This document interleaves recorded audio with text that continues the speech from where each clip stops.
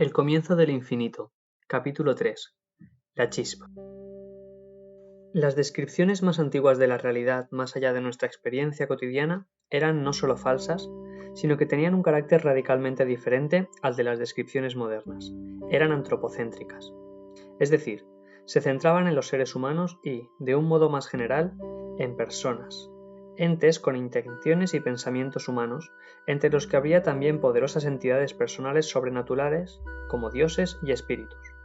Así, el invierno podía atribuirse a la tristeza de uno de estos seres, una buena cosecha a la generosidad de otro, un desastre natural a la ira de un tercero, y así sucesivamente. Tales explicaciones apelaban a menudo a unos seres cósmicamente importantes que mostraban su preocupación por lo que hacían los humanos o que tenían intenciones respecto a ellos. Esto confería una significación cósmica también a los humanos. Además, la teoría geocéntrica situaba a los humanos en el centro mismo del universo. Cada uno de estos tipos de antropocentrismo, el explicativo y el geométrico, hacía al otro más plausible y, en consecuencia, el pensamiento preilustrado era mucho más antropocéntrico de lo que realmente podemos llegar a imaginar en la actualidad. Una notable excepción era la propia ciencia de la geometría, especialmente el sistema desarrollado por el antiguo matemático griego Euclides. Sus elegantes axiomas y modos de razonar acerca de entes impersonales como puntos y líneas servirían más tarde de inspiración a muchos de los pioneros de la Ilustración. Pero hasta entonces tuvieron un escaso impacto en los puntos de vista imperantes sobre el mundo. La mayoría de los astrónomos, por ejemplo, eran también astrólogos. Pese a utilizar sofisticados métodos geométricos en su trabajo, creían que las estrellas predecían los acontecimientos políticos y personales que tenían lugar en la Tierra. Antes de que se supiera nada sobre cómo funciona realmente el mundo, tratar de explicar los fenómenos físicos en términos de pensamiento y acciones intencionales y de tipo humano podía considerarse un enfoque razonable. Al fin y al cabo, así es como explicamos muchas de nuestras experiencias cotidianas incluso hoy. Echamos en falta un objeto valioso de una caja de caudales cerrada, buscamos explicaciones a escala humana, como un error o un robo, o, en determinadas circunstancias, un truco de magia, y no nuevas leyes de la física. Pero este enfoque antropocéntrico nunca ha producido buenas explicaciones más allá del ámbito de los asuntos humanos. Por lo que respecta al mundo físico en general, era un enfoque totalmente equivocado. Hoy sabemos que las configuraciones que forman planetas y estrellas en nuestro cielo nocturno no tienen ningún significado en relación con los asuntos humanos. Sabemos que no estamos en el centro del universo. Este ni siquiera tiene un centro geométrico. Y también sabemos que, si bien algunos de los titánicos fenómenos astrofísicos que he descrito en el capítulo anterior desempeñaron un papel importante en nuestro pasado, nosotros nunca hemos tenido ninguna importancia para ellos. Decimos que un fenómeno es significativo o fundamental si las teorías parroquiales son inadecuadas para explicarlo, o si aparece en la explicación de otros muchos fenómenos. Así, por lo que parece, los seres humanos y sus deseos y acciones son extraordinariamente insignificantes en el universo en general. Las ideas antropocéntricas también han sido derrocadas en todos los demás campos fundamentales de la ciencia. Nuestro conocimiento de la física se expresa hoy totalmente en términos de entidades que son tan impersonales como los puntos y las líneas de Euclides, como las partículas elementales, las fuerzas y el espacio-tiempo, un conjunto cuadridimensional con 3 dimensiones espaciales y una dimensión temporal. Los efectos que producen unas en otras no se explican en términos de sentimientos o de intenciones, sino por medio de ecuaciones matemáticas que expresan leyes de la naturaleza. En biología, antaño se creía que los seres vivos tenían que haber sido diseñados por una persona sobrenatural y que tenían por fuerza que contener un ingrediente especial, un principio vital, que los dotaba de una aparente intencionalidad. Pero la ciencia biológica ha descubierto nuevos modos de explicación mediante cosas tan impersonales como las reacciones químicas, los genes y la evolución. Así, hoy sabemos que todos los seres vivos, incluidos los seres humanos, están compuestos de los mismos ingredientes que las rocas y las estrellas, que obedecen a las mismas leyes que éstas y que no han sido diseñados por nadie.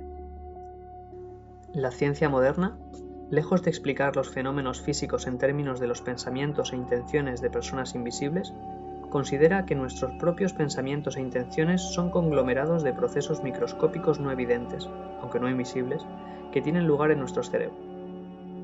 El abandono de las teorías antropocéntricas ha sido tan fructífero y tan importante en la historia general de las ideas que el antiantropocentrismo ha sido progresivamente creciendo hasta alcanzar el estatus de un principio universal, a veces conocido como el principio de mediocridad.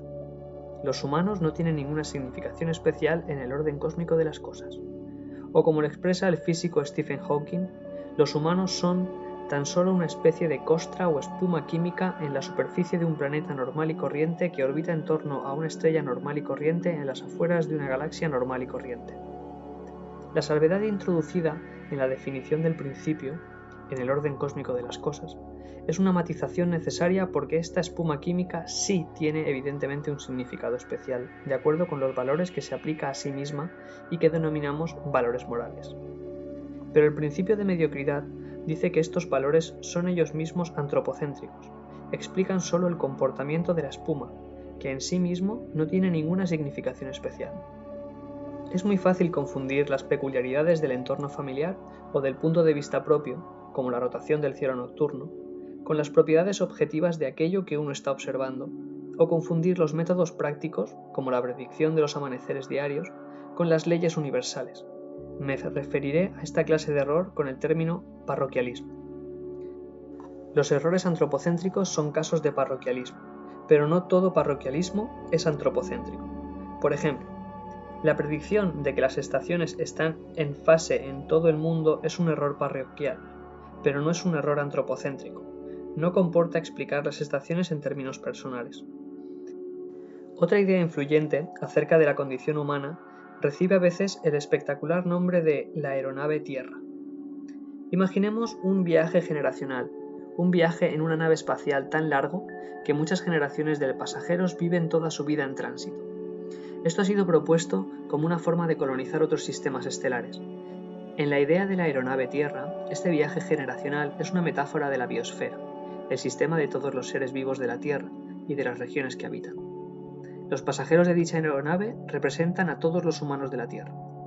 Fuera de la aeronave, el universo es implacablemente hostil, pero su interior es un sistema de mantenimiento de la vida prodigiosamente complejo, capaz de propiciar a los pasajeros todo lo que necesitan para vivir y desarrollarse. Al igual que la aeronave, la biosfera recicla todos sus desechos y, utilizando su enorme central nuclear, el Sol, es completamente autosuficiente. Así como el sistema de mantenimiento de la vida de la aeronave ha sido diseñado para mantener a sus pasajeros, también la biosfera tiene una apariencia de diseño. Parece estar perfectamente adaptada para sostenernos, afirma la metáfora, porque nosotros nos hemos adaptado a ella mediante la evolución. Pero su capacidad es finita. Si la sobrecargamos, bien por nuestro número excesivo o adoptando estilos de vida demasiado diferentes de aquellos para los que la evolución nos ha preparado para vivir, aquellos para cuyo sustento ha sido diseñada, entre comillas, no podrá resistirlo y se averiará. Y al igual que los pasajeros de la aeronave, no tendremos una segunda oportunidad. Si nuestro estilo de vida se vuelve demasiado negligente o despilfarrador y echamos a perder nuestro sistema de mantenimiento vital, no tendremos a dónde ir. Tanto la metáfora de la aeronave Tierra como el principio de mediocridad han obtenido una gran aceptación entre las personas de mentalidad científica, hasta el punto de convertirse en verdaderos lugares comunes. Y ello, pese al hecho de que, aparentemente, sus formas de argumentación van en cierto modo en direcciones opuestas. El principio de mediocridad hace hincapié en lo típicas que son la Tierra y su espuma química, en el sentido de ser normales y corrientes, mientras que la metáfora de la aeronave Tierra recalca lo poco típicas que son, en el sentido de lo perfectamente adaptadas que están la una a la otra. Pero cuando las dos ideas se interpretan en un sentido filosófico más amplio, como se hace habitualmente, pueden fácilmente converger. Ambas se ven a sí mismas como otras tantas correcciones de muchos de los mismos errores parroquiales, concretamente el de que nuestra experiencia de la vida en la Tierra es representativa del universo, y el de que la Tierra es enorme, fija y permanente. Ambas hacen hincapié, en cambio, en que es pequeña y efímera. Ambas se oponen a otras tantas formas de arrogancia. El principio de mediocridad se opone a la arrogancia preilustrada, consistente en creer que nosotros tenemos un papel importante en el mundo. La metáfora de la aeronave, Tierra, se opone a la arrogancia ilustrada, que consiste en aspirar a controlar el mundo. Ambas incluyen un elemento moral. No debemos considerarnos a nosotros mismos como significativos. No debemos esperar que el mundo se someta indefinidamente a nuestras depredaciones. De este modo, estas dos ideas generan un rico marco conceptual capaz de configurar toda una visión del mundo. Pero, como explicaré, las dos son falsas, incluso en su sentido más inmediatamente fáctico. Y en un sentido más amplio son tan erróneas que, si estuviéramos buscando dos máximas que valiera la pena grabar a fuego y recitar cada mañana antes del desayuno, lo mejor que podríamos hacer es utilizar sus negaciones. Es decir, la verdad es que las personas son importantes en el orden cósmico de las cosas y que la biosfera de la Tierra es incapaz de sostener la vida humana. Consideremos de nuevo la observación de Hawking. Es cierto que nos encontramos en un planeta, de algún modo, normal y corriente, de una estrella normal y corriente en una galaxia normal y corriente. Pero de ningún modo estamos hechos de la materia más normal y corriente en el universo. Para empezar, porque el 80% de la materia del universo se cree que es materia oscura, una materia que no puede emitir ni absorber luz. Actualmente, solo podemos detectarla a través de sus efectos gravitacionales indirectos en las galaxias. Solamente el restante 20% de la materia es del tipo que parroquialmente denominamos materia ordinaria, y que se caracteriza por estar brillando continuamente. Normalmente no pensamos en nosotros mismos como objetos brillantes, pero esta es otra de nuestras erróneas concepciones parroquiales debido a las limitaciones de nuestros sentidos. Emitimos calor radiante, que es una forma de luz infrarroja, y también luz en el espectro visible, aunque demasiado débil para que puedan detectarla nuestros sentidos. Las concentraciones de materia tan densas como nosotros mismos o como nuestro planeta y su estrella, aunque numerosas, tampoco son exactamente típicas en el universo. Son fenómenos aislados y poco comunes. El universo es mayoritariamente espacio vacío, más radiación y materia oscura. La materia ordinaria nos es familiar porque estamos hechos de ella, y debido a nuestra ubicación poco corriente cerca de grandes concentraciones de ella. Además, nosotros somos una forma poco común de materia ordinaria. La forma más común de esta es el plasma, átomos disociados en sus componentes eléctricamente cargados, que normalmente emite una luz brillante y visible porque está en las estrellas, que están más bien calientes. Nosotros, la espuma química, somos básicamente emisores de radiación infrarroja, porque contenemos líquidos y sustancias químicas complejas que solamente pueden existir dentro de una gama mucho más baja de temperaturas. El universo está impregnado de radiación microondas, el rescoldo del Big Bang. Su temperatura es aproximadamente de 2,7 grados Kelvin, lo que significa 2,7 grados por encima de la temperatura más baja posible, el cero absoluto, o 270 grados Celsius más fría que la temperatura de congelación del agua. Solamente unas circunstancias muy poco habituales pueden hacer que algo esté más frío que estas microondas. No se conoce nada en el universo cuya temperatura sea inferior a 1 Kelvin, excepto en ciertos laboratorios físicos de la Tierra. En ellos, la temperatura más baja registrada ha sido de una milmillonésima de Kelvin. A estas extraordinarias temperaturas, el brillo de la materia ordinaria se extingue efectivamente. La resultante materia ordinaria opaca de nuestro planeta es una sustancia sumamente exótica en el universo considerado en su conjunto. Es muy posible que las entrañas de los refrigeradores construidos por los físicos sean de lejos los lugares más fríos y oscuros del universo. No tienen, pues, nada de típico.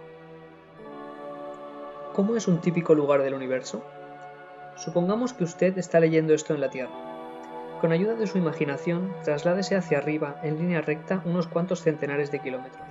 Se encontrará entonces en un entorno del espacio algo más típico, pero todavía estará siendo calentado e iluminado por el Sol, y la mitad de su campo visual seguirá estando ocupado por los sólidos, los líquidos y la espuma química de la Tierra. Un lugar típico no tiene ninguna de estas cosas. Trasládese, pues, ahora, en la misma dirección unos cuantos trillones de kilómetros. Se encontrará entonces tan lejos que el Sol tendrá el mismo aspecto que las demás estrellas. Ahora estará en un lugar mucho más frío, oscuro y vacío, sin espuma química a la vista. Pero todavía no es un lugar típico. Se encuentra usted todavía en el interior de la Vía Láctea, y la mayor parte de los lugares del universo no están en el interior de ninguna galaxia. Continúa hasta salir claramente de la galaxia, digamos, a unos 100.000 años luz de la Tierra. A esta distancia no podría usted ver la Tierra ni con la ayuda del más poderoso de los telescopios construidos por los humanos. pero la Vía Láctea sigue ocupando todavía una buena parte de su campo visual.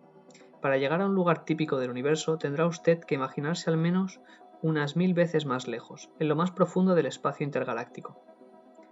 ¿Qué aspecto tiene ese lugar? Imagine que el espacio está teóricamente dividido en cubos del tamaño del sistema solar. Observando desde cualquiera de ellos, el cielo sería negro como el carbón. La estrella más cercana estaría tan lejos que si llegase a explotar como una supernova y usted estuviese mirando precisamente en esa dirección, cuando la luz llegase a donde usted se encuentra, no percibiría ni un simple destello. Así de grande y de oscuro es el universo, y de frío. Su temperatura de fondo es de unos 2,7 grados Kelvin, tan fría como para congelar cualquier sustancia conocida, con excepción del helio. Se cree que el helio permanece líquido hasta que se alcanza el cero absoluto, aunque esté bajo una fuerte presión. Y así de vacío. La densidad media de átomos en el universo es de 1 por metro cúbico. Esto es 1.000.000 de veces menos denso que los átomos que contiene el espacio interestelar.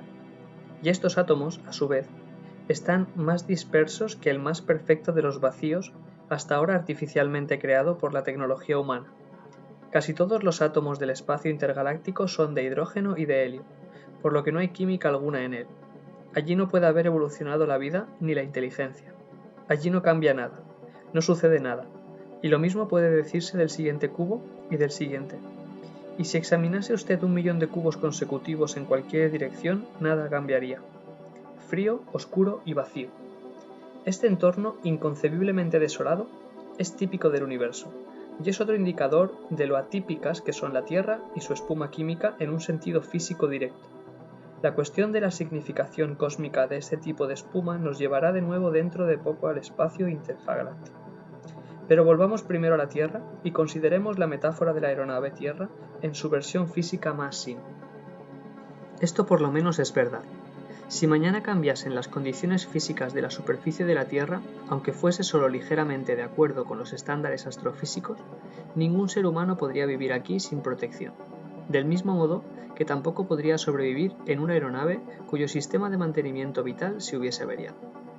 Pero yo estoy escribiendo esto en Oxford, Inglaterra, donde las noches de invierno son asimismo tan frías como para matar a cualquier humano, que no tuviese la protección de la ropa y de otra tecnología.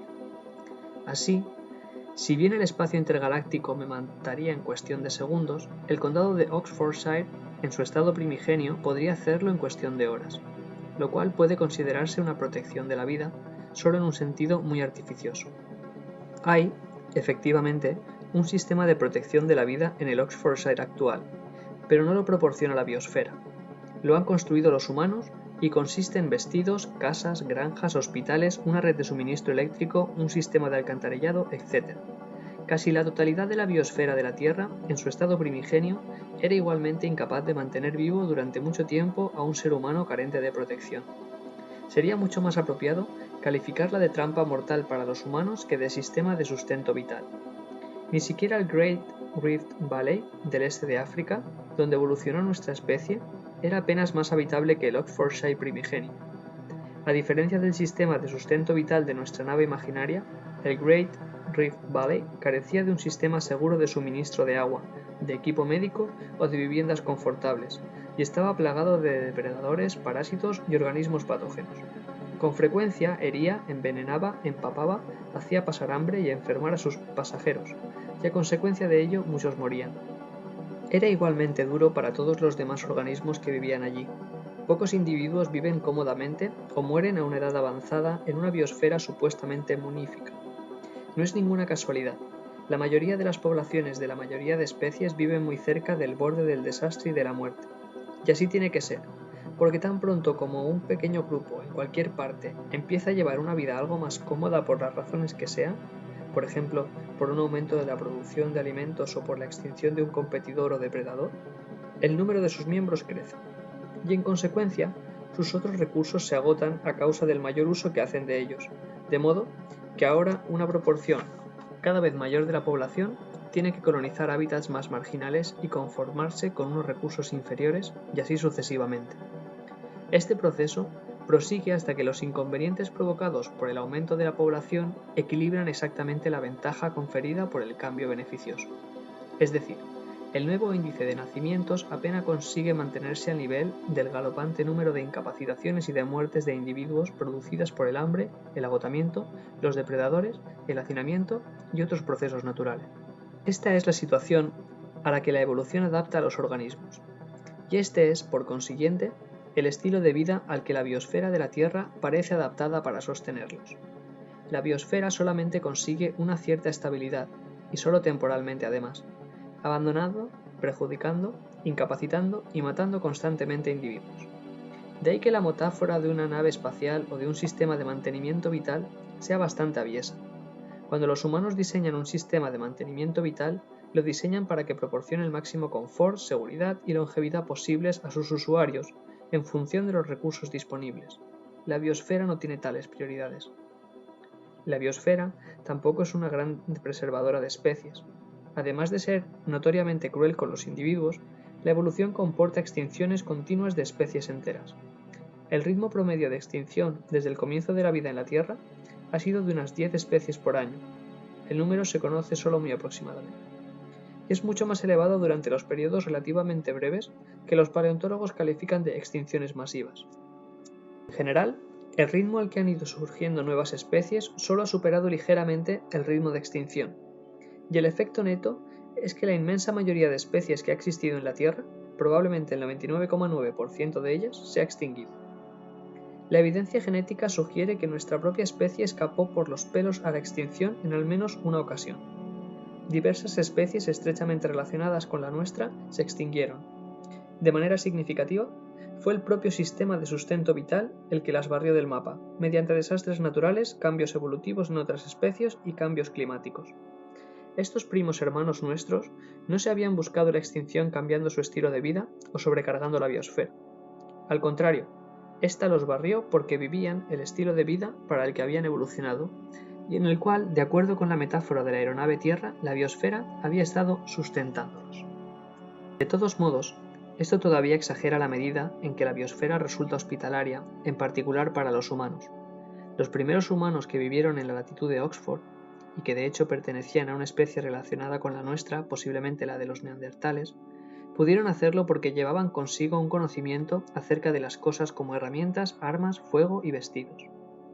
Este conocimiento se transmitía de generación en generación, no genética, sino culturalmente.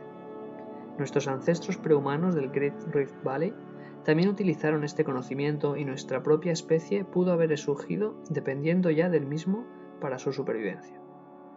Como prueba de ello, nótese que yo moriría muy pronto si tratase de vivir en el Great Rift Valley en su estado primigenio. No tendría los conocimientos necesarios para sobrevivir allí. Desde entonces, ha habido poblaciones humanas que, por ejemplo, sabían cómo sobrevivir en las selvas del Amazonas, pero no en el Ártico, y al revés. Por lo tanto, este conocimiento no era parte de su herencia genética. Había sido creado por el pensamiento humano y preservado y transmitido en la cultura humana. Casi toda la capacidad del sistema de sustento vital de la Tierra para los humanos no ha sido proporcionada para nosotros, sino por nosotros, utilizando nuestra habilidad para crear nuevo conocimiento. Hoy hay personas en el Great Rift Valley que viven mucho más cómodamente que los humanos primitivos, y en un número mucho mayor, gracias a sus conocimientos sobre herramientas, agricultura e higiene.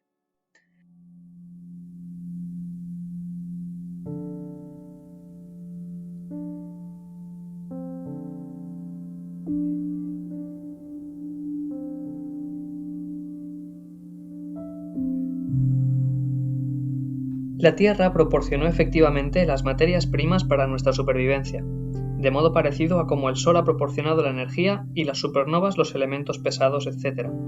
Pero un montón de materias primas no es lo mismo que un sistema de sustento vital. Se requiere conocimiento para convertir una cosa en otra, y la evolución biológica nunca nos proporcionó el conocimiento suficiente para sobrevivir, y mucho menos para prosperar. En este sentido, nos distinguimos de casi todas las demás especies. Ellas tienen todos los conocimientos que necesitan genéticamente codificados en sus cerebros. Y este conocimiento se lo proporcionó, en efecto, la evolución, y por tanto, en un sentido relevante, la biosfera. Así pues, sus entornos estables parecen haber sido diseñados como sistemas de sustento vital para ellos, aunque solo en el sentido desesperadamente limitado que ya he descrito. Pero la biosfera no proporciona a los humanos un sistema de sustento vital del mismo modo que no nos proporciona radiotelescopios. La biosfera, por tanto, es incapaz de sustentar la vida humana. Desde el principio, fue solo el conocimiento humano el que hizo que el planeta fuera incluso mínimamente habitable por los humanos, y el crecimiento que se ha producido desde entonces es la capacidad de nuestro sistema de sustento vital, tanto en términos numéricos como en términos de seguridad y calidad de vida, se ha debido enteramente a la creación de conocimiento humano. En la medida en que nos encontramos en una aeronave, nunca hemos sido pasajeros, ni, como se dice a menudo, sus auxiliares de vuelo o los miembros de su equipo de mantenimiento. Somos sus diseñadores y constructores. Antes de los diseños creados por los humanos, no era un vehículo, sino solo un montón de peligrosas materias primas. La metáfora de los pasajeros es engañosa también en otro sentido. Implica que hubo un tiempo en que los humanos vivían de manera no problemática, siendo atendidos como lo son los pasajeros sin que ellos mismos tuviesen que resolver un montón de problemas para poder sobrevivir y prosperar. Pero la verdad es que, incluso con el beneficio de sus conocimientos culturales, nuestros ancestros tuvieron que hacer frente continuamente a unos problemas desesperantes, como el de dónde sacarían la siguiente comida. Y habitualmente o bien resolvían estos problemas por los pelos o fallecían. Quedan muy pocos fósiles de personas viejas. El componente moral de la metáfora de la aeronave Tierra es por consiguiente algo paradójico. Presenta a los humanos como unos seres desagradecidos por unos regalos que en realidad nunca han recibido, y asigna a todas las demás especies unos roles moralmente positivos en el sistema de sustento vital de la aeronave, dejando a los humanos como los únicos actores negativos. Pero los humanos forman parte de la biosfera, y su comportamiento supuestamente inmoral es idéntico al de todas las demás especies en tiempos de bonanza, con la excepción de que los humanos tratan de mitigar el efecto de esta respuesta en sus descendientes y en otras especies. El principio de mediocridad también es paradójico, por cuanto hace al antropocentrismo objeto de un oprobio especial entre todas las formas de concepción errónea parroquial. Él mismo es un principio antropocéntrico. Afirma, además, que todos los juicios de valor son antropocéntricos, y sin embargo, él mismo es formulado a menudo como una terminología claramente axiológica, como cuando se habla de arrogancia o de simple espuma, o como revela la misma palabra mediocridad. Con respecto a qué valores han de entenderse estos menosprecios, ¿por qué la acusación de arrogancia es siquiera pertinente como crítica? Además, aunque sostener una opinión arrogante sea moralmente erróneo, se supone que la moralidad se refiere solamente a la organización interna de la espuma química. ¿Cómo puede, por tanto, decirnos nada acerca de cómo está organizado el mundo más allá de la espuma química? ¿Cómo pretende hacer el propio principio de mediocridad? En cualquier caso, no fue la arrogancia lo que hizo que la gente adoptase explicaciones antropocéntricas. Fue meramente un error parroquial y originalmente un error perfectamente razonable. Tampoco fue la arrogancia lo que impidió que la gente se diera cuenta de su error durante tanto tiempo. No se dieron cuenta de nada, porque no sabían cómo buscar mejores explicaciones. En cierto sentido, su problema era que no fueron suficientemente arrogantes. Dieron por supuesto con excesiva facilidad que el mundo era fundamentalmente incomprensible para ellos. La falsa idea según la cual hubo una época no problemática para los humanos está presente en antiguos mitos de una pasada edad de oro y de un jardín del Edén.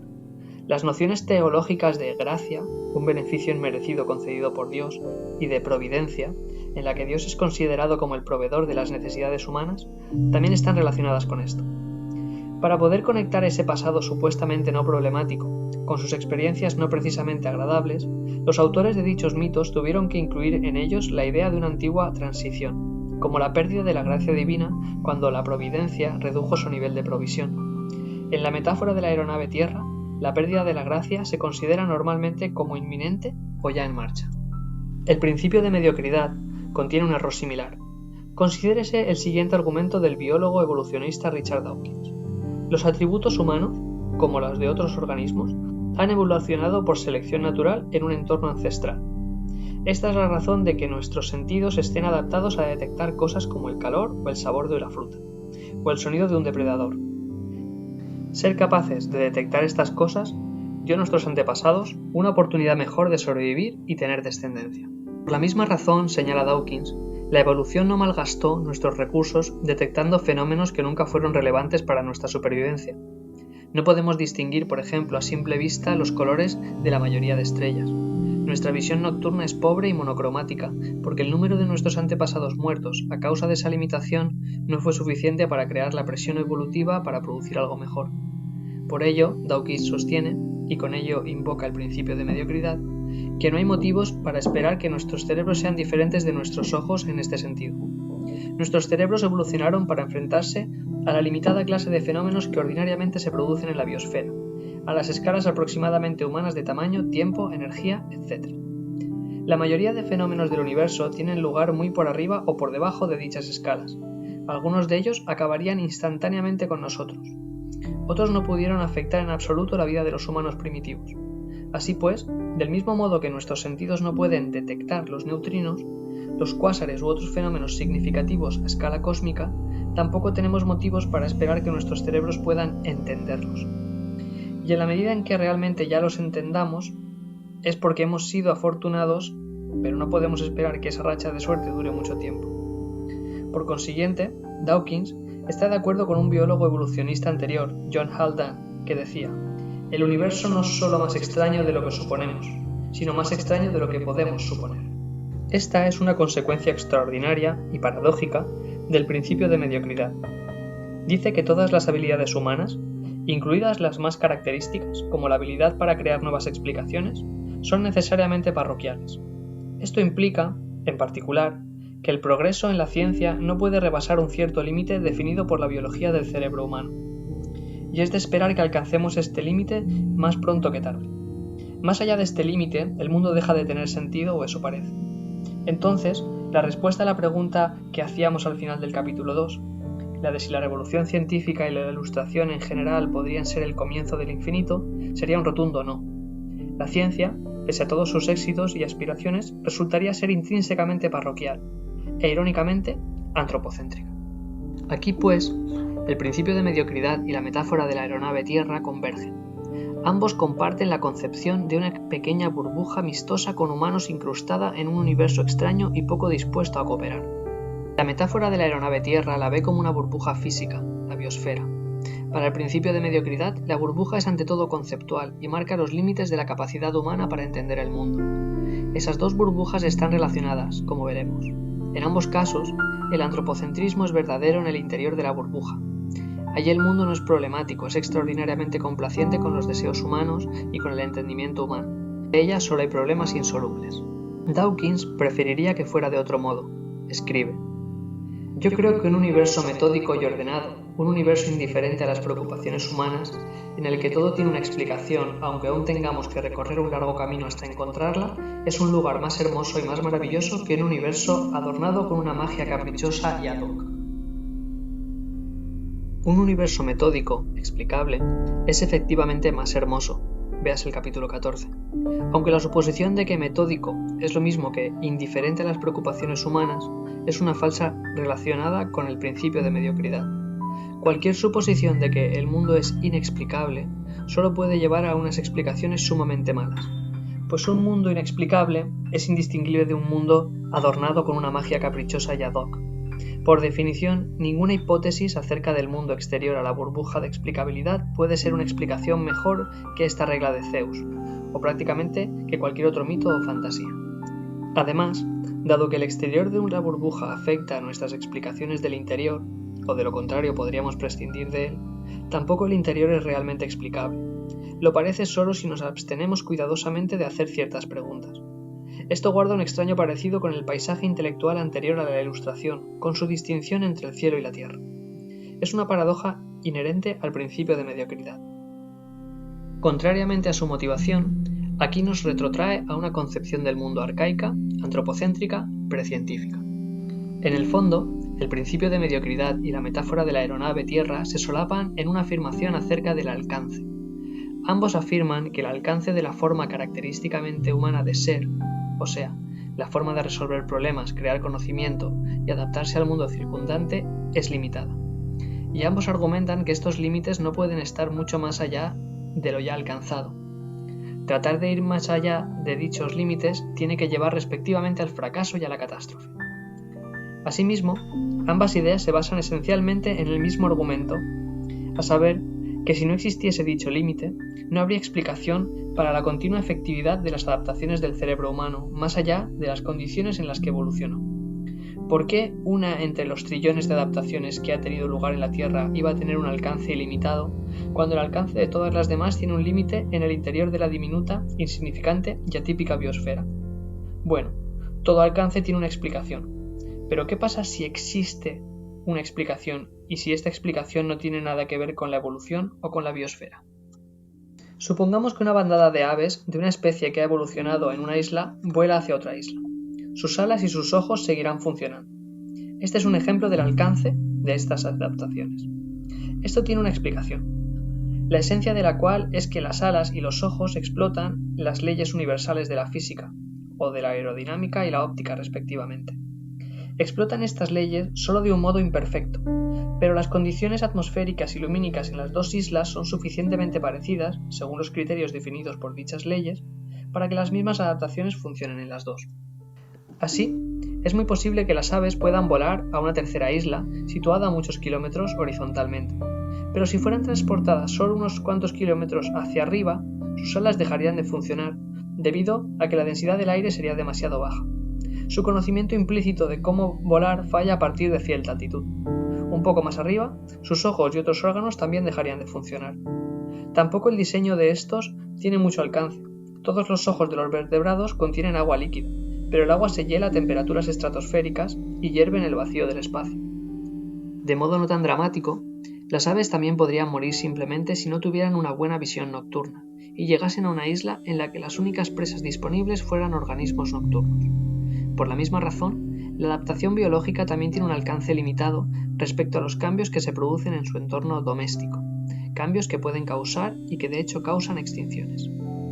Si las adaptaciones de estas aves tienen el alcance suficiente para hacer viable a la especie en la nueva isla, establecerán una colonia en ella. En generaciones subsiguientes, unos mutantes ligeramente mejor adaptados a la nueva isla acabarán teniendo más descendientes por término medio, de modo que la evolución adaptará a la población de un modo más preciso para contener el conocimiento necesario para vivir ahí. La especie antecesora de los humanos colonizó nuevos hábitats y emprendió nuevos estilos de vida exactamente de este modo. Pero una vez que nuestra especie hubo evolucionado, nuestros ancestros plenamente humanos habían conseguido hacer lo mismo pero 1000 veces más rápido gracias a la evolución del conocimiento cultural. Debido a que todavía no sabían cómo hacer ciencia, su conocimiento era tan solo un poco menos parroquial que el conocimiento biológico. Consistía en métodos prácticos, y así su progreso, aunque rápido comparado con la evolución biológica, era lento comparado con la velocidad a la que nos ha acostumbrado la Ilustración. Desde la Ilustración, el progreso tecnológico ha dependido específicamente de la creación de conocimiento explicativo. El hombre ha soñado durante milenios en volar a la Luna, pero solo con el advenimiento de las teorías de Newton acerca del comportamiento de entidades invisibles como las fuerzas y el momento empezaron a entender qué era lo que se necesitaba para lograrlo. Esta conexión cada vez más estrecha entre explicar el mundo y controlarlo no es ninguna casualidad, sino parte de la estructura profana del mundo. Considérese el conjunto de todas las transformaciones concebibles en los objetos físicos. Algunas de estas, como la comunicación a velocidades supralumínicas, nunca se producen porque están prohibidas por las leyes de la naturaleza. Otras, como la formación de estrellas a partir del hidrógeno primordial, tienen lugar espontáneamente. Y otras, como la conversión del aire y del agua en árboles o la conversión de materias primas en un radiotelescopio, son posibles, pero tienen lugar solamente cuando está presente el requisito del conocimiento, encarnado, por ejemplo, en los genes o en los cerebros. Pero estas son las únicas posibilidades, es decir, toda transformación física putativa que pretenda realizarse en un tiempo dado con unos recursos determinados o bajo cualesquiera de estas circunstancias es o bien imposible porque las leyes de la naturaleza la prohíben, o bien realizable dado el conocimiento adecuado. Esta importante dicotomía existe porque si hubiera transformaciones que la tecnología nunca pudiera llevar a cabo independientemente del conocimiento aplicado en el intento de hacerlo, este hecho en sí mismo sería una regularidad comprobable en la naturaleza. Pero todas las regularidades de la naturaleza tienen una explicación, de modo que la explicación de esta regularidad constituiría ella misma una ley de la naturaleza, o sería la consecuencia de una ley de la naturaleza. Y por ello, una vez más, todo lo que no está prohibido por las leyes de la naturaleza es realizable dado el conocimiento adecuado.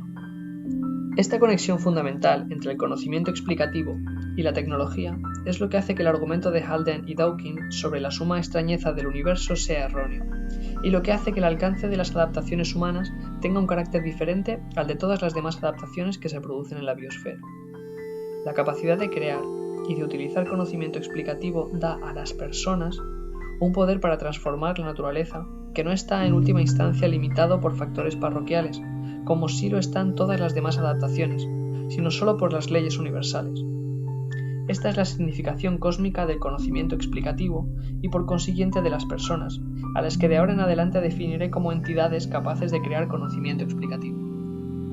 Para todas las demás especies de la Tierra, podemos determinar su alcance simplemente elaborando una lista de todos los recursos y condiciones ambientales de los que depende su adaptación.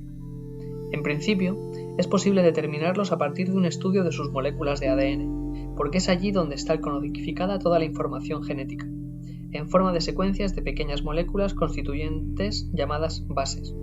Como ha señalado Dawkins, el acervo genético se forja y se afina mediante generaciones y generaciones de selección natural para adaptarse a un entorno particular. En teoría, un zoólogo con los conocimientos suficientes al que le presentasen la transcripción completa de un genoma, el conjunto de todos los genes de un organismo, tendría que ser capaz de reconstruir las circunstancias ambientales que lo formaron. En este sentido, el ADN es una descripción en clave de un entorno ancestral. Citado en Art Wolf, The Living Wild, editoriales Michel A. Gilders, año 2000. Para ser exactos, el zoólogo bien informado podría solamente reconstruir aquellos aspectos del entorno ancestral de un organismo que hubiesen ejercido una presión selectiva sobre el mismo, como el tipo de presas existentes en dicho entorno, las conductas necesarias para atraparlas, las sustancias químicas necesarias para digerirlas. Todos estos factores son regularidades del entorno. Un genoma contiene descripciones en clave de dichos factores y, por consiguiente, especifica implícitamente aquellos entornos en los que el organismo puede sobrevivir. Por ejemplo, todos los primates necesitan vitamina C. Sin ella, caen enfermos y mueren de una enfermedad llamada escorbuto, pero sus genes no contienen el conocimiento de cómo sintetizarla. Así, cuando un primate no humano se encuentra en un entorno que no le proporciona vitamina C durante un periodo prolongado, muere. En cualquier explicación que no tenga en cuenta este hecho, sobreestimará el alcance de dicha especie. Los humanos son primates, pero su alcance no tiene nada que ver con qué entornos proporcionan vitamina C. Los humanos pueden crear y aplicar el conocimiento de cómo sintetizarla a partir de una amplia gama de materias primas mediante agricultura o en un laboratorio químico. Lo cual es igual de esencial, los humanos pueden descubrir por sí mismos que, en la mayor parte de entornos, necesitan hacer esto para sobrevivir. Asimismo, el hecho de que los humanos puedan vivir totalmente fuera de la biosfera, por ejemplo en la Luna, no depende de las peculiaridades de la bioquímica humana.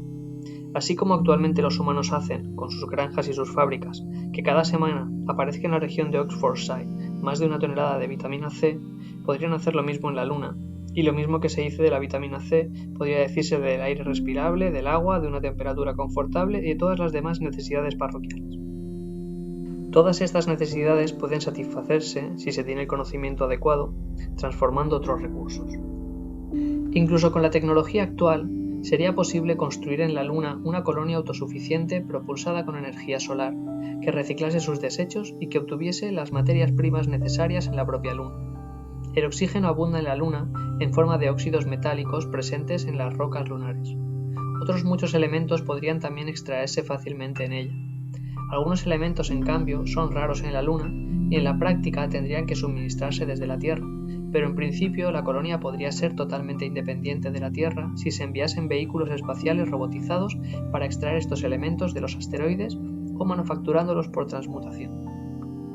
He dicho vehículos espaciales robotizados porque todo el conocimiento tecnológico puede finalmente implementarse en unos dispositivos automatizados.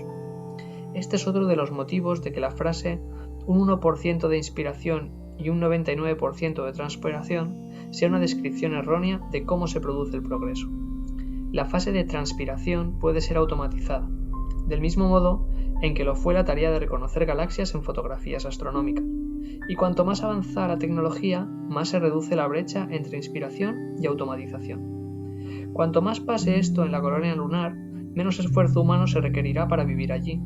Finalmente, los colonos de la Luna darán el aire por descontado de la misma forma que ahora los habitantes de Oxfordshire dan por descontado que corra el agua cuando abren un grifo. Si algunas de estas poblaciones careciera del conocimiento adecuado, su entorno los mataría. Estamos acostumbrados a pensar en la Tierra como en un lugar acogedor y en la Luna como un lugar peligroso, lejano e inhóspito. Pero así es como nuestros antepasados hubieran considerado a Oxfordshire. Irónicamente, así es como yo consideraría hoy el Great Rift Valley primigenio. En algún caso especial de los humanos, la diferencia entre un entorno acogedor y un lugar peligroso e inhóspito depende del conocimiento que hayan creado.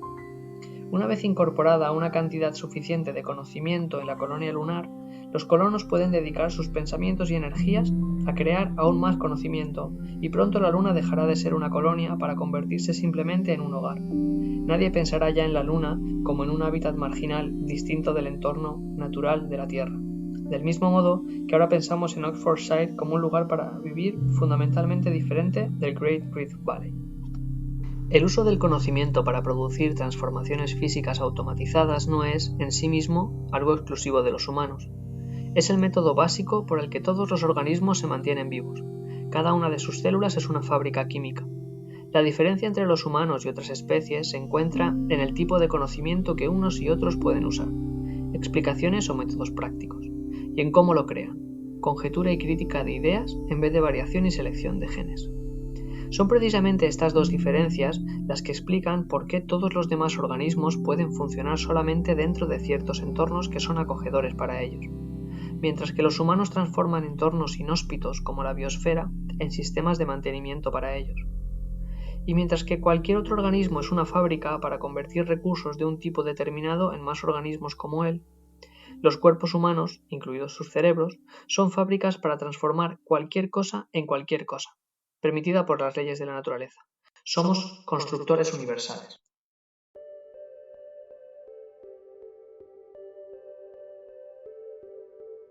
Esta universalidad de la condición humana es parte de un fenómeno más amplio que discutiré en el capítulo 6. No la compartimos con ninguna otra de las especies actualmente existentes en la Tierra, pero dado que es una consecuencia de la habilidad para crear explicaciones, la compartimos necesariamente con cualesquiera otras personas que puedan existir en el universo.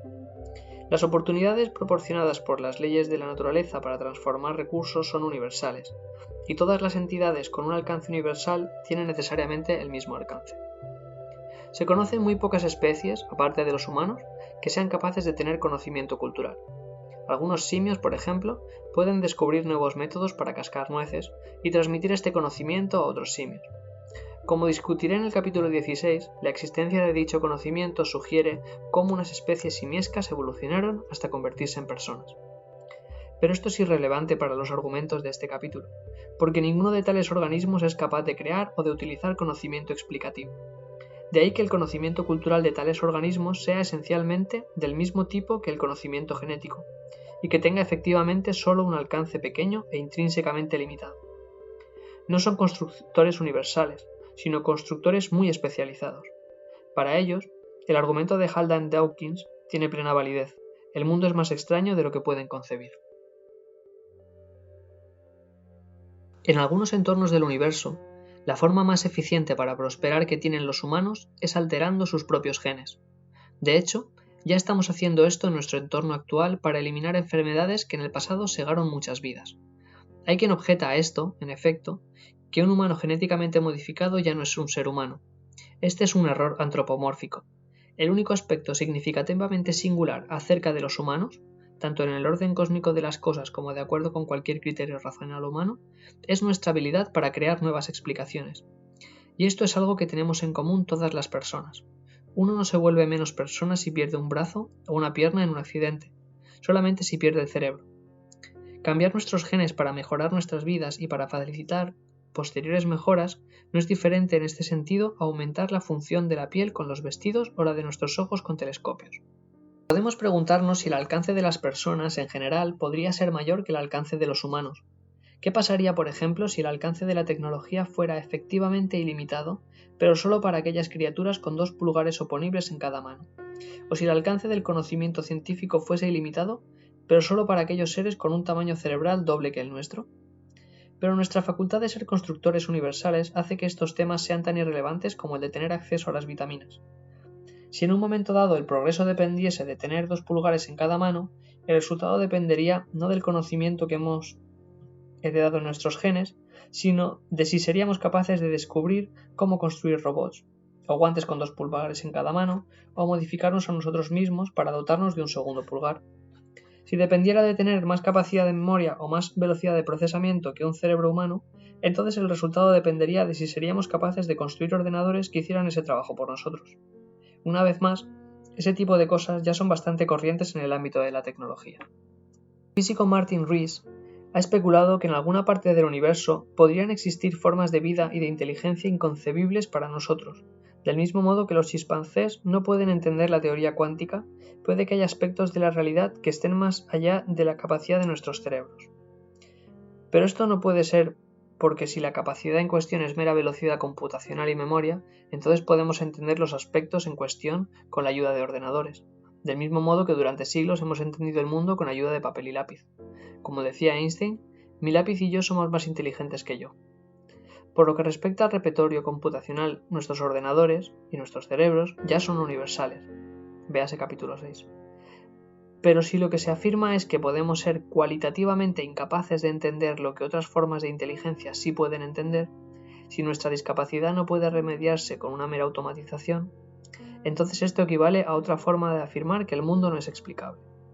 De hecho, equivale a recurrir a lo sobrenatural, con toda la arbitrariedad que ello lleva inherente, pues si quisiéramos incorporar a nuestra visión del mundo un reino imaginario solo explicable para los superhumanos, nunca tendríamos que habernos molestado en abandonar los mitos de Perséfone y otras deidades como ella.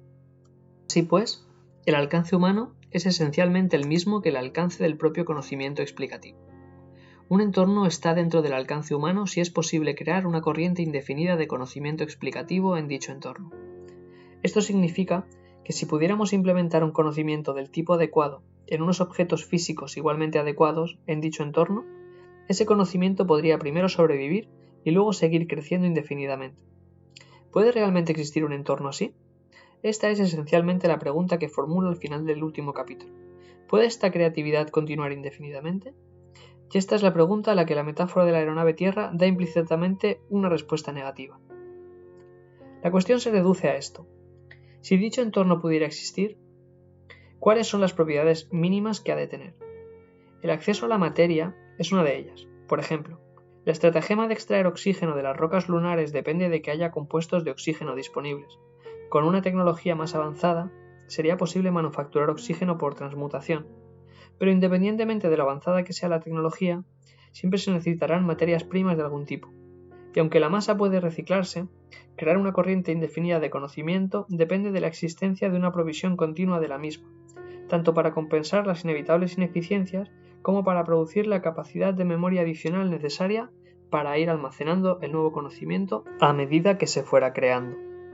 Muchas de las transformaciones necesarias, además, requieren energía.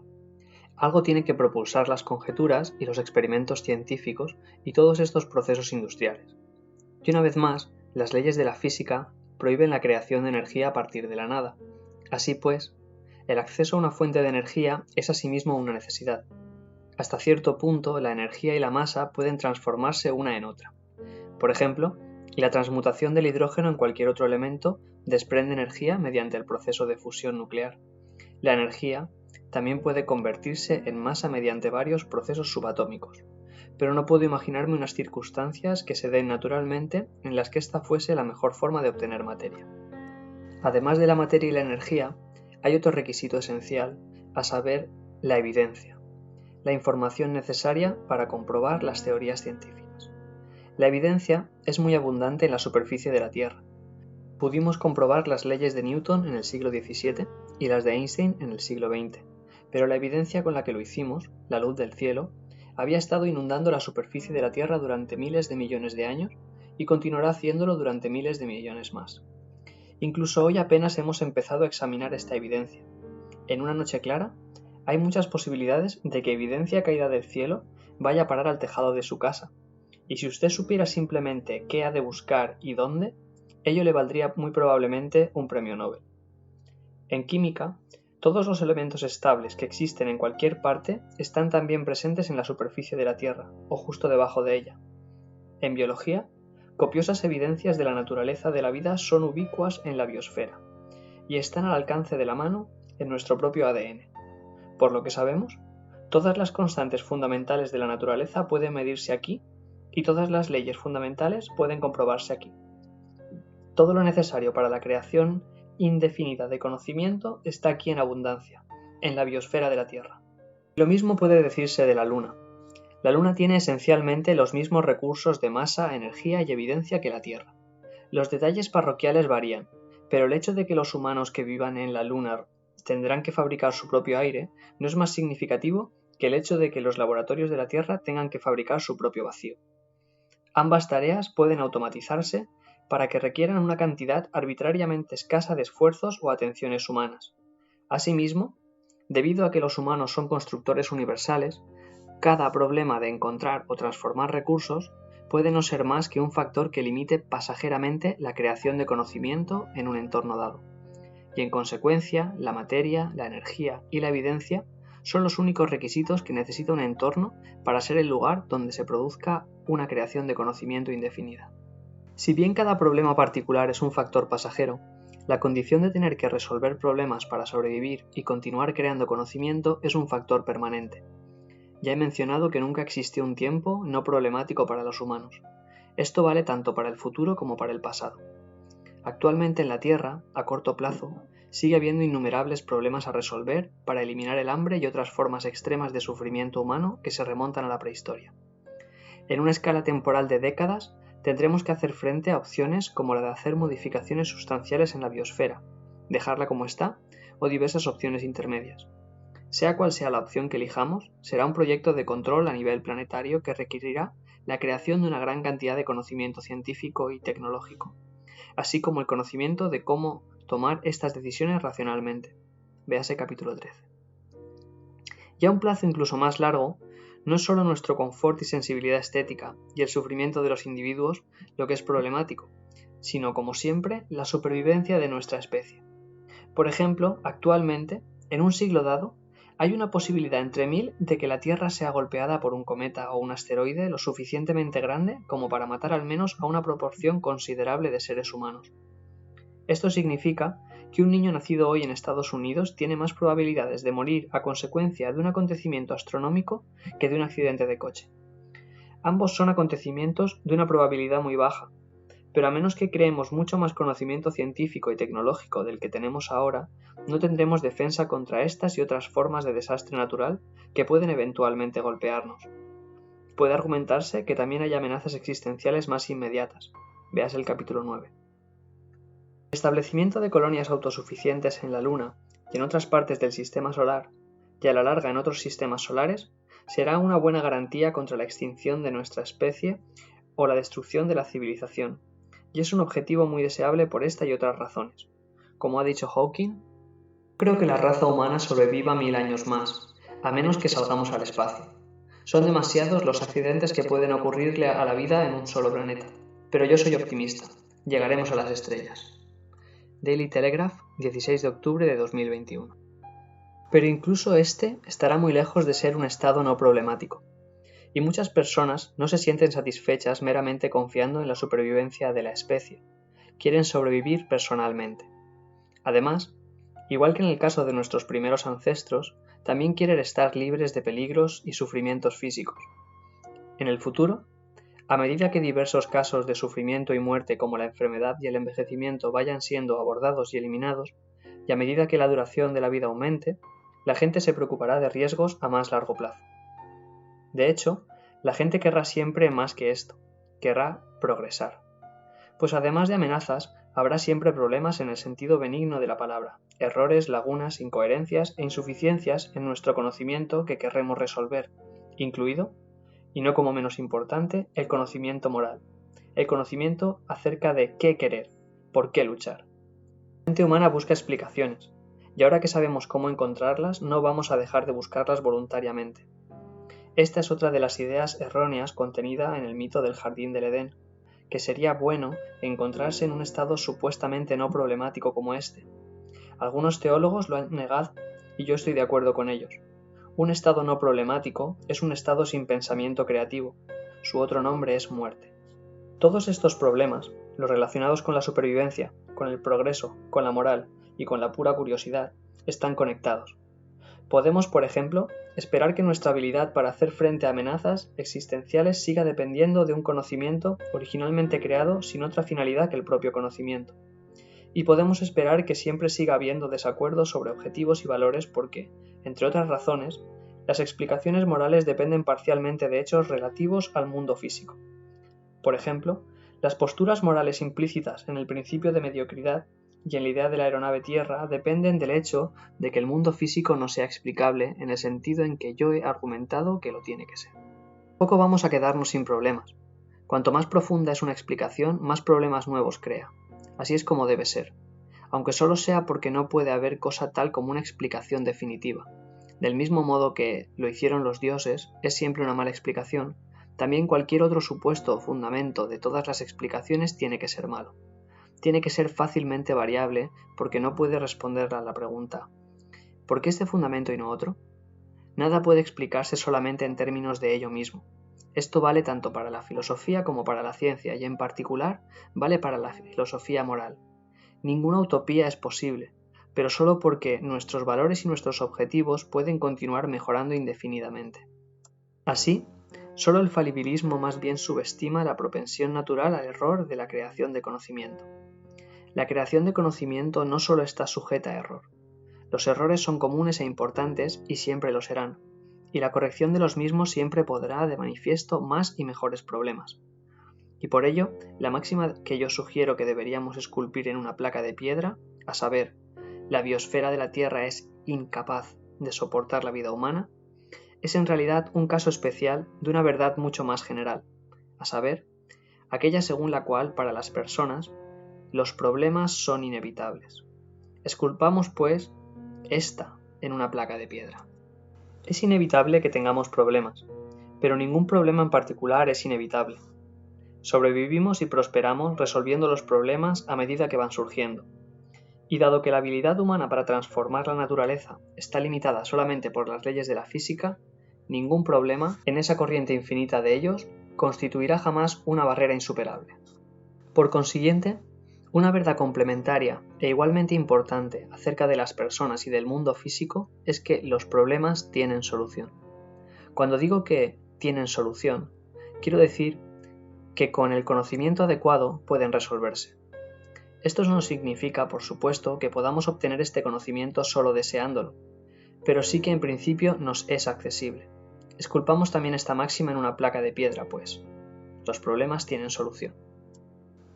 Que el progreso es a la vez posible y deseable es seguramente la idea por antonomasia de la Ilustración. El progreso es la motivación de todas las tradiciones críticas, así como del principio que propone buscar buenas explicaciones, pero puede interpretarse de dos formas casi opuestas y ambas se conocen, de manera confusa, con una misma palabra: perfectibilidad. Una es la que sostiene que los humanos, o las sociedades humanas, son capaces de alcanzar un estado de supuesta perfección, como el nirvana budista o hindú, o como diversas utopías políticas.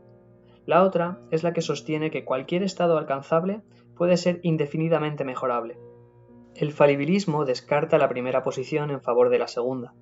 Ni la condición humana en particular, ni nuestro conocimiento explicativo en general serán nunca perfectos, ni siquiera aproximadamente perfectos. Siempre estaremos al comienzo del infinito.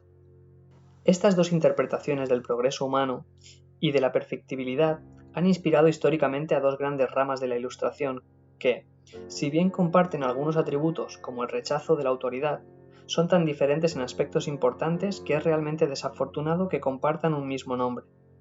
La Ilustración utópica se conoce a veces como la Ilustración continental europea, para distinguirla de la más falibilista Ilustración británica, que empezó un poco antes y siguió un curso muy diferente.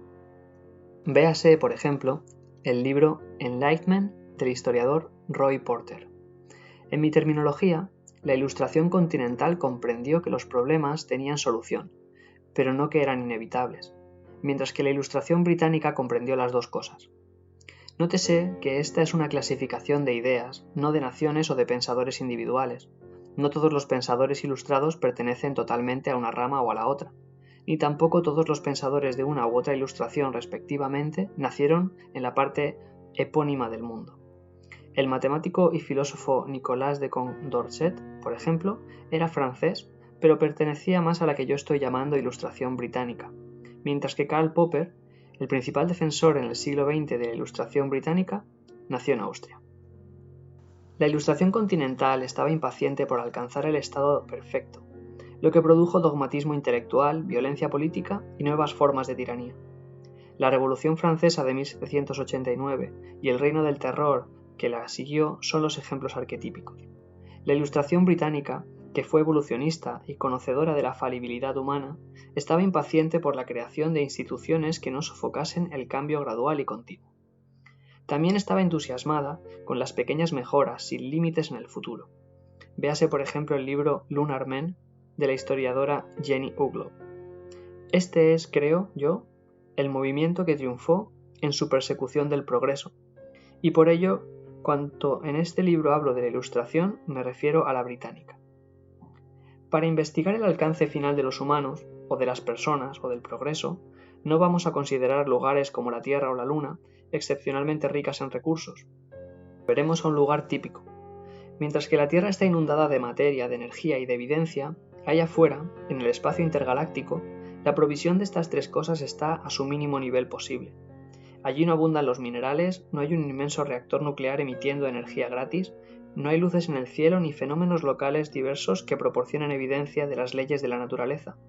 Ese lugar típico es un lugar vacío, frío y oscuro. ¿O no? En realidad, esta es otra idea parroquial. El espacio intergaláctico está realmente muy vacío juzgado con criterios humanos, pero cada uno de estos cubos del tamaño de un sistema solar contiene más de 1.000 millones de toneladas de materia, principalmente en forma de hidrógeno ionizado.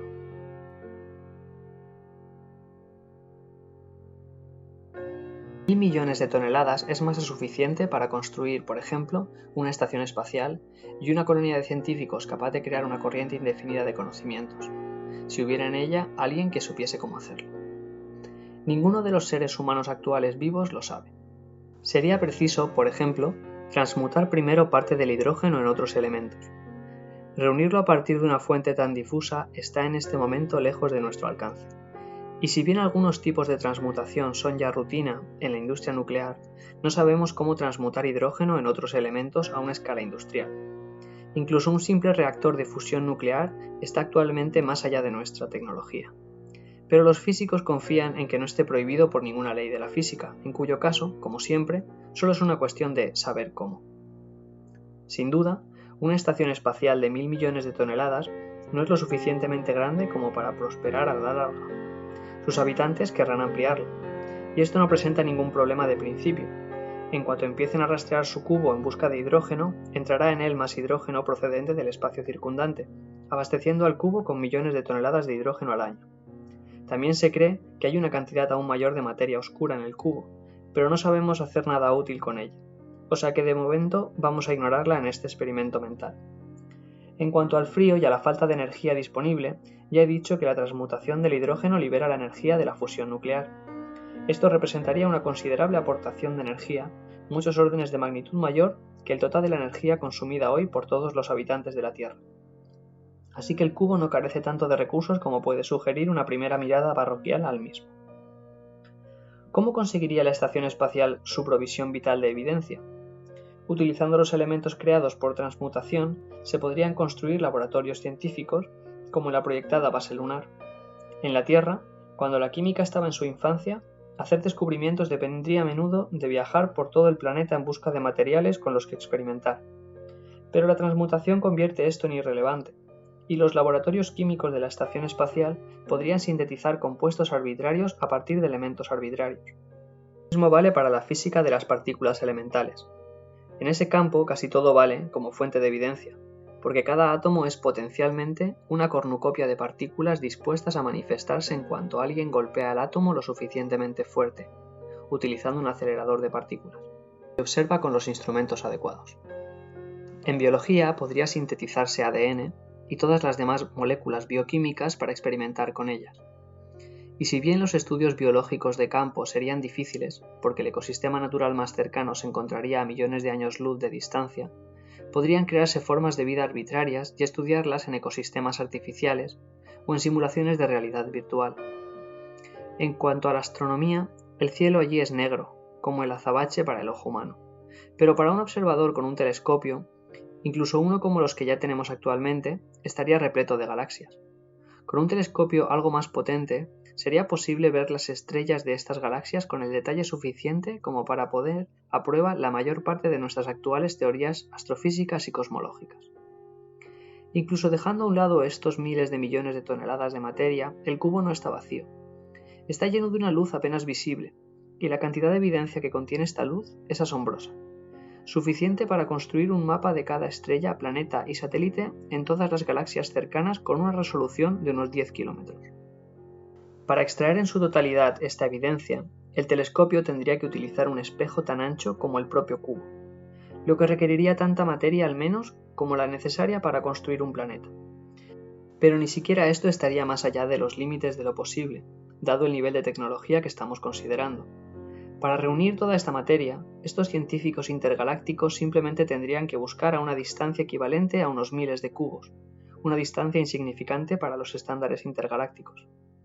Pero incluso con un telescopio de tan solo 1 millón de toneladas podría hacer mucha astronomía.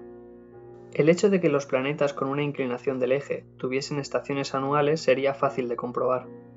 Podrían detectar la vida si ésta estuviese presente en algunos de los planetas, estudiando la composición de su atmósfera. Con unas mediciones más sutiles, podrían comprobar teorías acerca de la naturaleza y de la historia de la vida, o de la inteligencia en el planeta. En un instante cualquiera, un cubo típico contiene evidencia, a este nivel de detalle, acerca de más de 1 trillón de estrellas y de sus planetas simultáneamente. Y esto solo en un instante. Evidencia adicional de toda clase está entrando en el cubo constantemente, de modo que los astrónomos pueden rastrear cambios en el cielo igual que hacemos nosotros. Y la luz visible es solo una de las bandas del espectro electromagnético. El cubo también recibe evidencia en todas las demás bandas, rayos gamma, rayos X, etc., hasta la radiación de fondo de microondas y las ondas de radio, así como unas cuantas partículas de rayos cósmicos. En resumen, casi todos los canales por los que nosotros recibimos evidencia actualmente en la Tierra acerca de cualquiera de las ciencias fundamentales también están disponibles en el espacio intergaláctico. Y estos canales transmiten en buena medida los mismos contenidos. El universo no solo está lleno de evidencia, sino que está lleno del mismo tipo de evidencia en todas partes. Todas las personas del universo, una vez que han entendido lo suficiente como para desprenderse de obstáculos parroquiales, tienen esencialmente las mismas oportunidades. Esta es una unidad subyacente en el mundo físico más significativa que todas las diferencias que he descrito entre nuestro entorno y un entorno típico. Las leyes fundamentales de la naturaleza son tan uniformes y la evidencia respecto a ella es tan ubicua y las conexiones entre conocimiento y control tan estrechas que tanto si nos encontramos en nuestro hogar planetario parroquial como si nos encontramos a 100 millones de años luz de distancia en el plasma intergaláctico, podemos hacer la misma ciencia y el mismo progreso. Así pues, una ubicación típica del universo se presta perfectamente a la creación indefinida de conocimiento, y por consiguiente, lo mismo vale para todos los demás tipos de entorno, ya que estos tienen más materia, más energía y un acceso a la evidencia más fácil que en el espacio intergaláctico. El experimento imaginario consideraba casi el peor caso posible. Tal vez las leyes de la física no permitan la creación de conocimiento en el interior, por ejemplo, del chorro de un cuásar, o tal vez sí. Pero en cualquier caso, en el universo en general, la simpatía por el conocimiento es la regla, no la excepción. Mejor dicho, la regla es la simpatía por las personas que disponen del conocimiento relevante. Para aquellas que no disponen de este conocimiento, la regla es la muerte. Estas son las mismas reglas que prevalecerían en el Great Rift Valley del que venimos y que han prevalecido desde entonces. Por extraño que parezca, la quijotesca estación espacial de nuestro experimento mental no es otra que el viaje generacional en la metáfora de la aeronave Tierra, excepto que hemos eliminado el supuesto poco realista de que sus habitantes nunca la mejorarán. De ahí que presumiblemente hayan resuelto desde hace tiempo el problema de cómo evitar la muerte, y así las generaciones ya no son tan esenciales para la forma de trabajar en la aeronave. En cualquier caso, y visto en retrospectiva, un viaje generacional era una mala opción si lo que se quería era dramatizar la afirmación de que la condición humana es frágil y dependiente de la protección de una biosfera no alterada, pues dicha afirmación se ve contradicha por la posibilidad misma de construir una aeronave como esta. Si es posible vivir indefinidamente en una aeronave en el espacio, entonces tendría que ser aún más posible utilizar la misma tecnología para vivir en la superficie de la Tierra, ir haciendo progresos que lo harían cada vez más fácil. Prácticamente no cambiaría nada el hecho de que la biosfera que se hubiese echado a perder. Tanto si pudiese albergar como si no otras especies, podría ciertamente albergar personas, incluidos humanos, siempre que tuviesen el conocimiento adecuado. Podemos pasar ahora a la trascendencia que tiene el conocimiento y por consiguiente las personas en el orden cósmico. Hay muchas cosas que son obviamente más importantes que las personas. El espacio y el tiempo son importantes porque aparecen en casi todas las explicaciones de otros fenómenos físicos. Los electrones y los átomos también son importantes. Los humanos parecen no tener lugar en tan elevada compañía.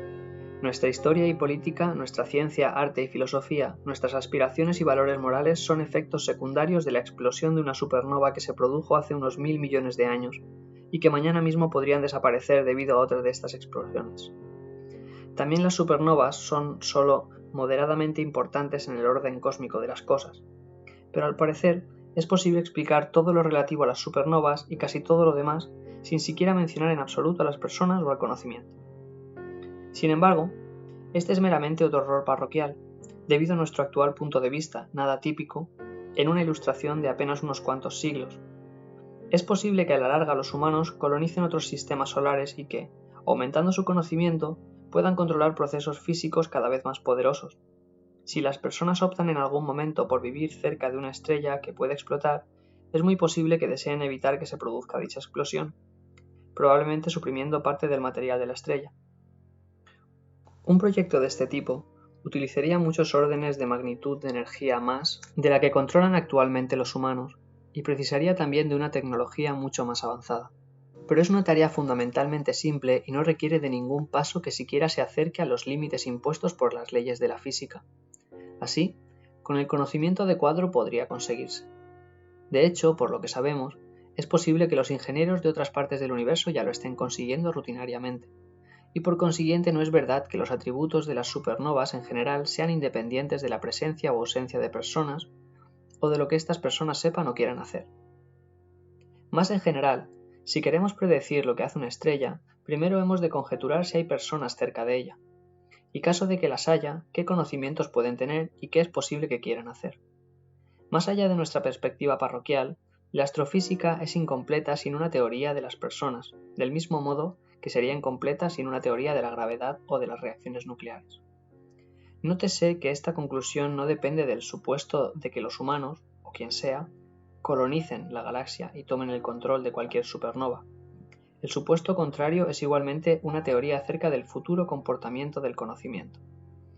El conocimiento es un fenómeno significativo en el universo, porque para hacer casi cualquier predicción sobre astrofísica es obligatorio adoptar una posición sobre qué tipos de conocimiento estarán o no presentes cerca del fenómeno en cuestión.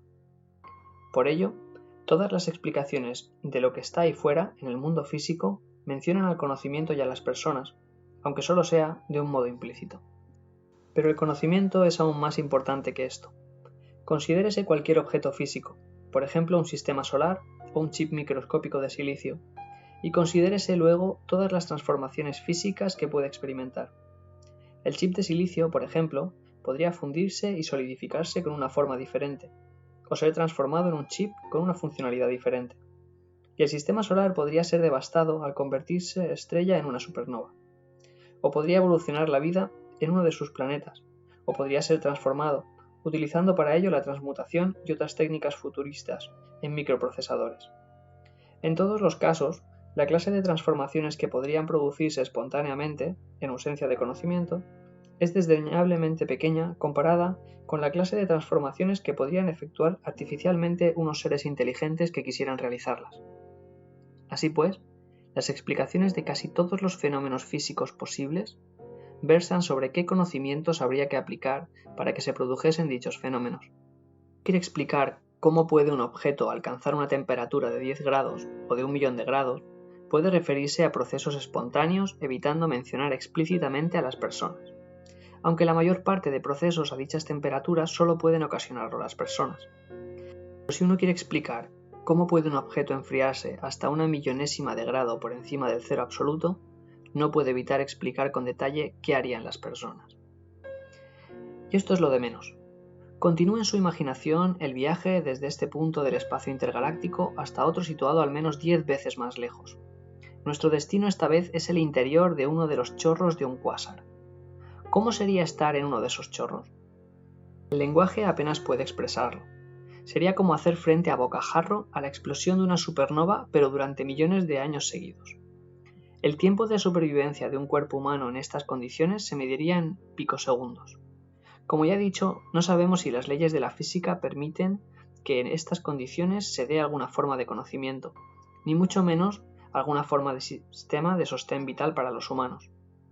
Este es un entorno tan diferente de nuestro entorno ancestral como puede serlo un entorno.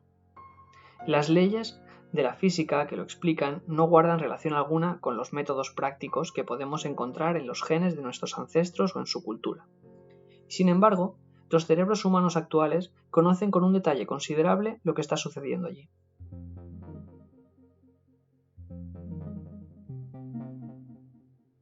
De alguna manera, este chorro se produce de un modo que miles de millones de años después, en el otro extremo del universo, una espuma química puede saber y predecir lo que hará el chorro y entender el porqué de su comportamiento.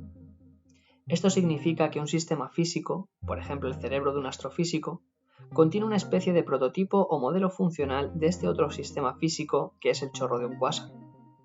No solo una imagen superficial, aunque también la contiene, sino una teoría explicativa que expresa las mismas relaciones matemáticas y la misma estructura causal. Esto es conocimiento científico. Además, la fidelidad con que una estructura se parece a la otra aumenta constantemente. Esto constituye la creación de conocimiento. Aquí tenemos unos objetos físicos muy diferentes uno de otro y cuyo comportamiento está determinado por unas leyes de la física diferentes, pero que encarnan las mismas estructuras matemáticas y causales y que lo hacen de una forma cada vez más precisa conforme avanza el tiempo. De todos los procesos físicos que pueden tener lugar en la naturaleza, solamente la creación de conocimiento manifiesta esta unidad subyacente. En Arecibo, Puerto Rico, hay un radiotelescopio gigante, uno de cuyos muchos usos es el proyecto SETI, Search for Extraterrestrial Intelligence, búsqueda de inteligencia extraterrestre. En un despacho de un edificio cercano al telescopio hay un pequeño refrigerador doméstico. Dentro del refrigerador hay una botella de champán sellada con un tapón de corcho. Consideremos ese tapón de corcho. El tapón se extraerá de la botella si y solo si el proyecto SETI tiene éxito en su misión de detectar señales de radio emitidas por una inteligencia extraterrestre. Por lo tanto, si usted sometiese el tapón a una estrecha vigilancia y un día lo viera saltar de la botella con un leve estallido, podría inferir que existe una inteligencia extraterrestre. La configuración del tapón es lo que los experimentalistas llaman un sustituto, una variable física que puede medirse como forma de medir otra variable. Todas las mediciones científicas implican cadenas de estas variables de sustitución. Así, podemos también considerar el observatorio de Arecibo en su totalidad, incluido el personal que trabaja allí, la botella y su tapón, como un instrumento científico para detectar personas distantes. El comportamiento de este humilde tapón de corcho es por consiguiente extraordinariamente difícil de explicar o predecir. Para predecirlo, habría que saber si realmente hay personas enviando señales de radio desde varios sistemas solares. Para explicarlo, hay que explicar cómo sabemos algo acerca de estas personas y de sus atributos. Nada que no sea como mínimo este conocimiento concreto, que depende entre otras cosas de sutiles propiedades de la química en los planetas de estrellas distantes, puede explicar o predecir con un mínimo de precisión si el tapón de corcho saltará y cuándo lo hará. El instrumento SETI está también considerablemente bien ajustado a su objetivo, completamente insensible a la presencia de varias toneladas de personas a unos metros de distancia, e incluso a las decenas de millones de toneladas de personas en el mismo planeta. Detecta solamente personas en planetas que estén orbitando otras estrellas, y solo si estas personas son radioingenieros. Ningún otro tipo de fenómeno en la Tierra o en el universo es sensible a lo que haga la gente en lugares situados a cientos de años luz de distancia, y mucho menos con este enorme grado de discriminación. Esto es posible en parte debido al hecho de que pocos tipos de materia son tan prominentes a estas distancias como este tipo de espuma. Concretamente, los únicos fenómenos que nuestros mejores instrumentos actuales pueden detectar a distancia estelar son 1. Los extraordinariamente luminosos, como las estrellas, o para ser más preciso, solamente las superficies de estas. 2. Unos cuantos objetos que nos impiden la visión de dichos objetos luminosos. Y 3. Los efectos de determinados tipos de conocimiento. Podemos detectar dispositivos como láseres y radiotransmisores que hayan sido diseñados con el propósito de establecer comunicación. Y podemos detectar componentes de atmósferas planetarias que no estarían presentes en ausencia de vida. Así, estos tipos de conocimiento se cuentan entre los fenómenos más prominentes del universo. Obsérvese también que el instrumento SETI está exquisitamente adaptado para detectar algo que nunca ha sido detectado. La evolución biológica nunca podría producir una adaptación de esta clase. Solo el conocimiento científico puede hacerlo. Esto ilustra por qué el conocimiento no explicativo no puede ser universal. Como toda la ciencia, el proyecto SETI puede conjeturar la existencia de algo, calcular cuáles serían algunos de los atributos observables y luego construir un instrumento para detectarlo. Los sistemas no explicativos no pueden salvar la brecha conceptual que una conjetura explicativa sí salva, para engranar con una evidencia no experimentada o unos fenómenos no existentes. Y tampoco esto es verdad. Solo en el caso de la ciencia fundamental, si se pone tal o cual carga sobre un determinado puente, este se derrumbará, dice el ingeniero. Y esta afirmación puede ser no solo cierta, sino también inmensamente valiosa, aunque el puente no llegue a construirse nunca, ni mucho menos sea sometido a tales cargas. También en otros laboratorios se guardan botellas de champán. La extracción del corcho de cada una de estas botellas representa un descubrimiento de algo importante en el orden cósmico de las cosas. Así, el estudio del comportamiento de los tapones de corcho de las botellas de champán y de otros indicadores de lo que la gente hace es, lógicamente, equivalente al estudio de todo lo importante. Se sigue de ello que los humanos, las personas y el conocimiento no son solo objetivamente importantes, son de lejos los fenómenos más importantes de la naturaleza, los únicos cuyo comportamiento no puede entenderse sin entender todo lo que tiene una importancia fundamental.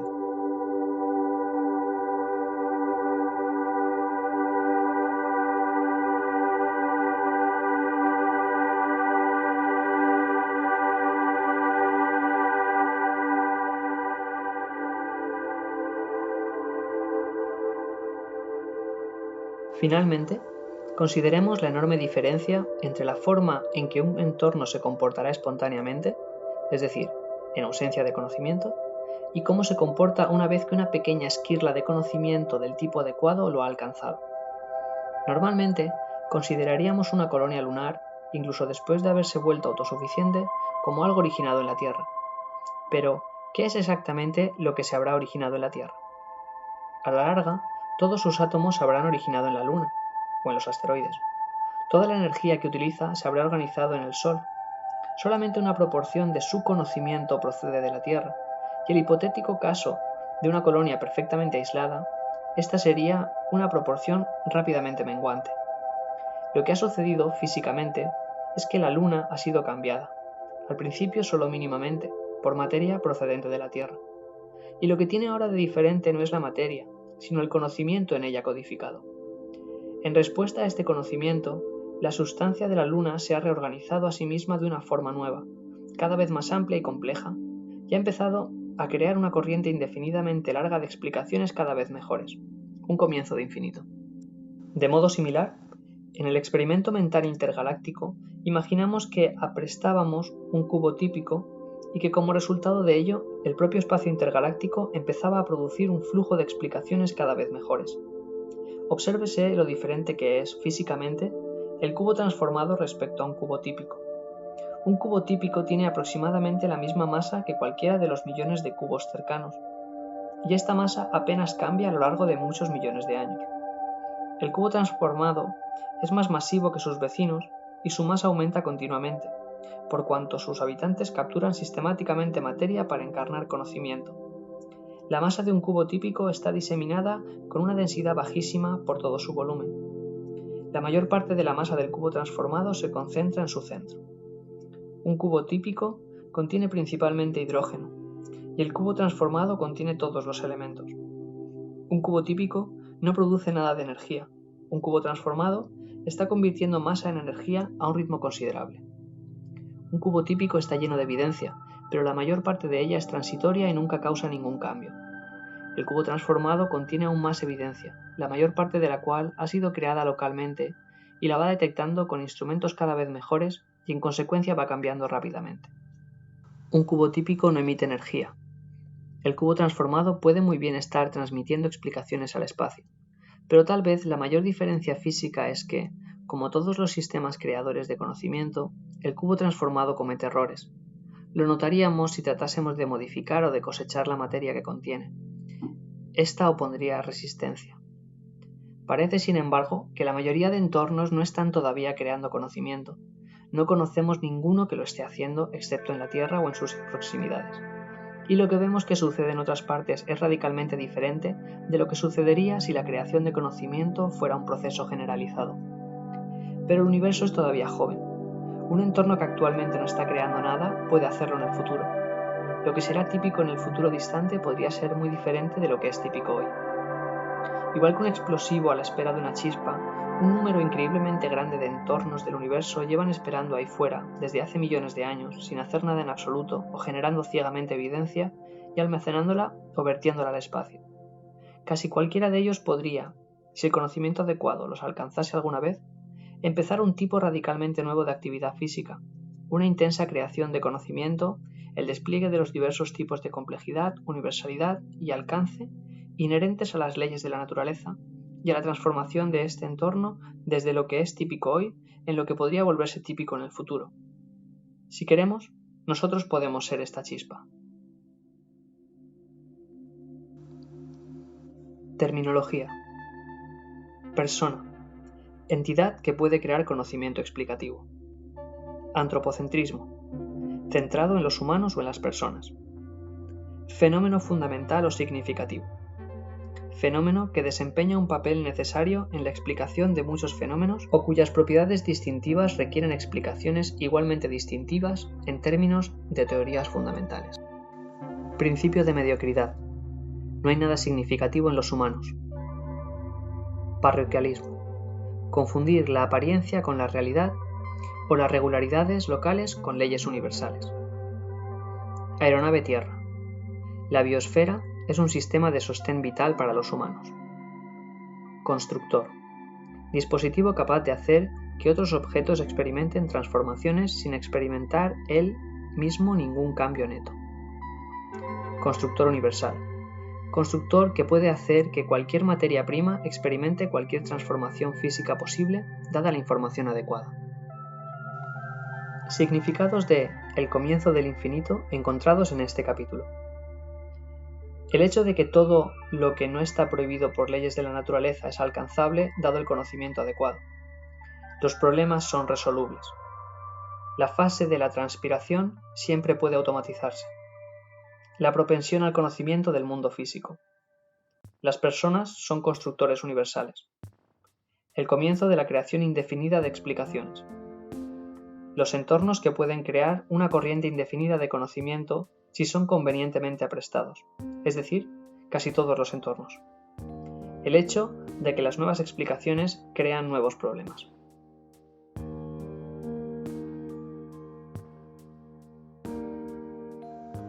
Resumen. Tanto el principio de mediocridad como la idea de la aeronave Tierra son, contrariamente a sus motivaciones, irreparablemente parroquiales y erróneos. Desde el punto de vista menos parroquial, a nuestra disposición, las personas son las entidades más significativas en el orden cósmico de las cosas. No son sostenidas por sus entornos, sino que se sostienen ellas mismas creando conocimiento. Una vez que adquieren un conocimiento apropiado, esencialmente el conocimiento de la ilustración, son capaces de desencadenar un progreso ilimitado. Aparte de los pensamientos de las personas, el único proceso conocido del que se sabe que es capaz de crear conocimiento es la evolución biológica. El conocimiento que crea, aparte del que crea por medio de las personas, es un conocimiento inherentemente limitado y parroquial. Sin embargo, tiene muchas similitudes con el conocimiento humano. Las semejanzas y las diferencias entre ambos son tema del próximo capítulo.